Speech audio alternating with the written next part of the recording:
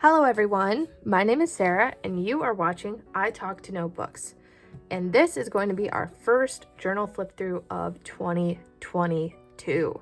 And this year, I am going to be honest, I'm a little bit nervous about the flip throughs because we are moving into the second of my currently two journaling eras.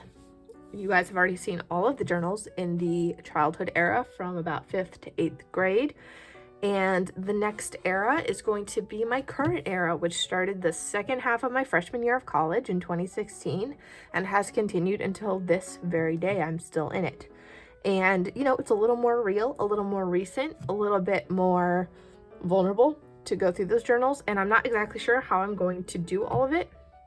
So I'm really excited to figure this out and how to share it. And I've got some different ideas of things to try, but hopefully we just enjoy this journey together and I can show you guys, you know, some of the stuff that I created during the second era. But we're not actually in the second era yet because we have this little misfit journal number 6, which is a bridge journal. It actually is like, you know, if you grew up Christian, you would have learned that there's like a 400-year gap between the Old and New Testaments.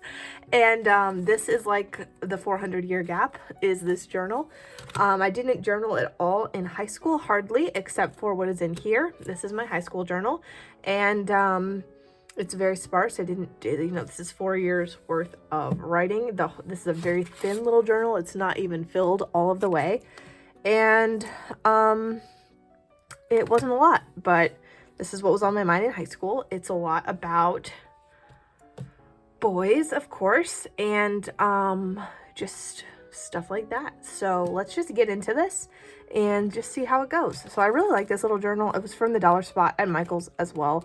And some of the pieces have fallen off, but it's got these 2 little bees. It's very dimensional. I find it very weird that there's like drawings of sequins instead of actual sequins. And it's got this little ribbon that it came with tied around the spine. It's really cute. I wish I could find journals like this anymore, but I can't. And let's open it up. So we start out by, this journal is entirely writing, so it's going to be pretty quick because there's not a whole lot to look at. But there's just a lot of me writing about how I felt like a boy in my class liked me. And I was talking about all of our different interactions, writing them out word for word, about just talking about the things we talked about and how I felt like he wanted to spend a lot of time with me. And I felt like I was receiving male attention for the first time in my life. And it was very overwhelming. And it's very cringe. I wrote a lot of detail about it. So then I actually talked about something else and started talking about my friends and that they had crushes on other people. And I covered up a lot of that because it's not my business to share it. But then I decided that I got over that boy that I thought liked me because, of course, he didn't actually like me. I just was projecting that. Or he was, you know, he was giving me mixed messages. I don't think it was 100% projection, but I think, you know, I didn't understand that, you know, a guy can express interest in you without really liking you. That's something that I'm much more familiar with now. But I took it really seriously. So I actually developed feelings and then he wasn't that into it. So I got a crush on somebody else. But before then, I justified to myself why I didn't like him because he was rude, uncaring, and a God hater. And I just talked about how he basically ignored me. And I was saying that now I like this other guy instead. And I then gave myself a pep talk about how I needed to be more outgoing, which I give myself that pep talk even to this day every year. And then I remember that being less outgoing is not necessarily a flaw. There are times to kind of come out of your shell and be braver and more friendly and to be kind and to kind of go outside of your comfort zone. And it's something I can still definitely work on. But I'm not inherently wrong because I'm not inherently naturally outgoing. And that's something I've really gone a long way to accept about myself because it's not a bad thing. And if you feel that way, you know, I don't know, it's a fine line because there is that kind of vibe of like, I don't talk as much, which means I'm an introvert and introverts are so cool. And like, I don't like that vibe either. But I do also think that there can be the other side of it, which is, you know, you're bored. I heard a lot of people say, like, you're boring. There's something wrong with you. Like, even as a Christian growing up, I was told it was immoral to not be outgoing and friendly because, you know, God made us to be social creatures. Well, God also made some of us to be less social and to do other things, and that's okay.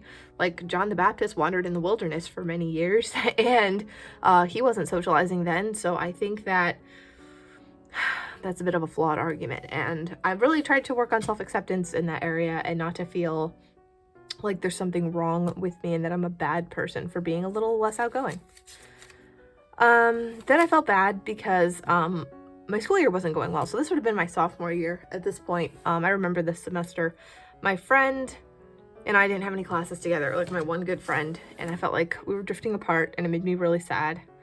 And then I felt bad about Valentine's Day because I didn't have anyone who liked me, and at this point in my life, like, I really wanted to be validated by having a relationship with a guy. I just really wanted that, and it was something I thought would, like, satisfy the deepest desires of my heart. I find it really sad looking back because I think it's, you know, of course that's naturally what's going to happen to a girl. That's how we're socialized. That's what we are shown is going to fulfill us, and it's, of course, I know as an adult now that a lot of that is pure propaganda. You know, I'm in a relationship now. I'm really happy in it. I think it's a great part of my life, but I definitely don't think it is the ultimate fulfillment for me. I think it's dangerous to put that on another person or onto a relationship, and there's just not a lot of evidence, like actual evidence, that that's even the case for most women. So I think that I wish I had been around, my current self had been around to tell my past self that this didn't matter that much. So then I'm talking about that guy that I had liked but didn't like anymore. And I told him I liked a new guy, and he, you know, he was my friend about it. He like we talked about the people that we liked to each other, and that was kind of nice. I liked that era of our friendship because it felt like a guy that I could really talk to, who cared about me and wasn't trying to get something out of the friendship. So I think that was a pretty cool era, actually. Like, even though I liked someone else, he didn't have any anger or resentment about it or drop me like a hot potato because he wasn't going to get anything romantic or sexual out of me. He was just, you know, my friend, and I think that was really cool, and I do give him props for that. Things did not turn out so great with that guy, but at that period of time, things were really good. And I'm just talking about literally every interaction I had with the new guy that I liked and how much I was obsessed with him. And I just was, you know, feeling that teenage angst, pretty much. And, you know, here's my every journal. My journals would not be complete without at least one entry about journaling and like how good it is for me and how beneficial it is and why I need to keep doing it. Even during this era, I wish I journaled more. So this is that entry talking about how journaling is valuable and how it really cements memories in my mind. I'm summarizing my junior year and how I, you know, started to hang out with people more junior year, which was nice. I, you know, did get to know a few people that year. That was cool at school. And I think I'm still talking about the guy I liked, and I still liked him. I talked about my AP scores and the different tests I took and my SAT scores. Just did pretty well, you know, can't complain. And this is when things got very interesting with the guys, both of them. Of course, that's all I wrote about because what else matters when you're that age and when you're me. I had plenty of female friends that were able to not be like this, but I was not one of them. And I was talking about how the new guy that I had liked was, you know, we were getting along really, really well. And then he basically started ignoring me. And, oh my gosh, this is so funny to look back on. You're going to see in the modern era of journaling, like, where this arc goes. But at this point, I was talking about, like, how amazing this guy that I liked was and how he built me up instead of tearing me down and how he was so kind to me and how he, like, could have taken advantage of all of my insecurities, but he didn't. He built me up. And then we didn't talk much over the summer, and I was so sad. See, here's the real problem. This guy that I liked, he made me a Reddit account. That was my first Reddit account, and I do blame him because that's his fault that I was on Reddit for so many years, because that became a serious addiction. And Reddit is a cesspit of depravity and the worst of the worst of humanity. So, hate it. Then, also that summer, I would get very close with the first guy who I had just been friends with. And then we just got really, really close.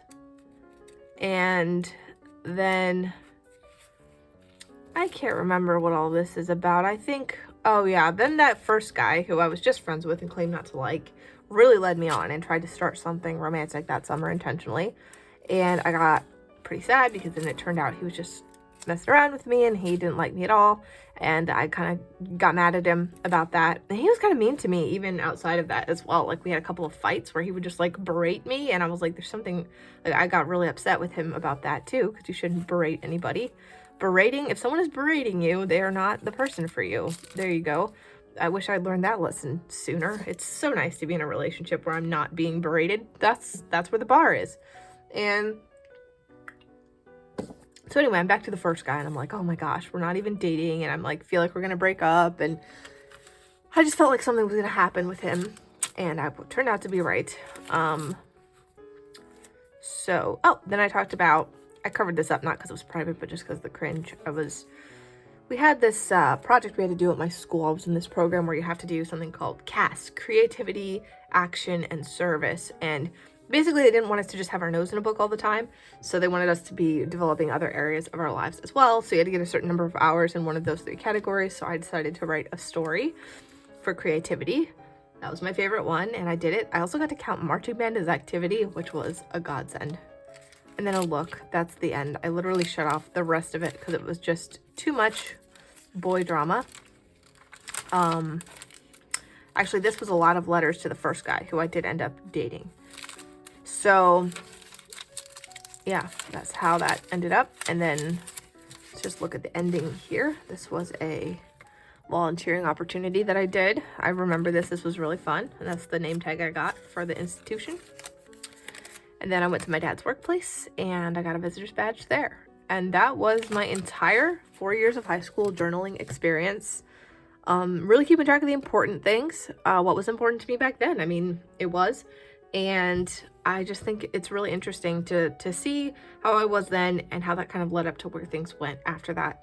So if you made it this far, thank you so much for watching the video. And do stay tuned because I'm not even sure yet exactly how these next flip throughs this year are going to go, but I'm excited to try it out and forge my way forward, and I hope you'll be there for that as well.